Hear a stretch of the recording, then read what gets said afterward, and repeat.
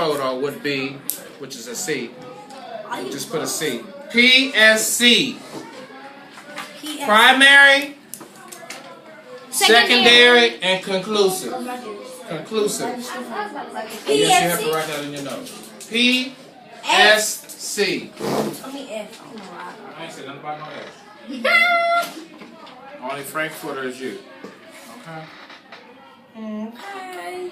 That really could go for your video, but the only problem with video is you got to remember that if you here's another tip. I'm gonna see. Only certain people in here gonna get this, Chris, because everybody ain't paying attention. You know what I'm saying? Let's say you got a video on you. You're gonna interview her. You don't have to do it, but I'm saying you interview her. So my primary shot is where? Michaela. Right, and the interviewee, because like in a sentence, Michaela is interviewing. Kalia. Because Kalia's the subject. She's the subject. Right. So that's your primary shot right here, right? Secondary shot, Chris. What's my secondary shot? The audience. The audience. So if y'all are in the audience, occasionally I'm gonna go to. But here's the tip. Here's the tip. If your audience is sitting mostly over here, and you see all this in the way, don't shoot all of this to get over there. Shoot here first. Then when you think that it's not going to distract her, because there may be other cameras in the room, and you walking in the front of other cameras trying to get another shot.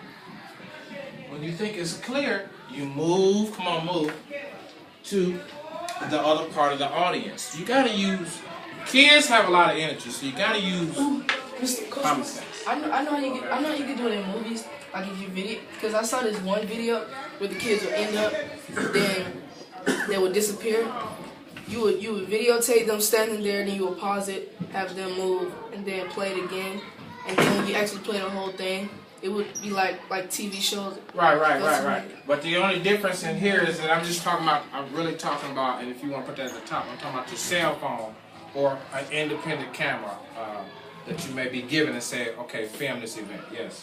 If you're like on a real set where they actually do real TV shows, wouldn't they have like the cameras that you could just move to a different angle, like the one that Aaliyah was working on? Right, and they'll have more than one camera. So when we doing a set, that's a little different. But when we, sometimes I may say, Kalia, like if we doing a PSA, if we filming, let's say I'm filming these guys right here, right?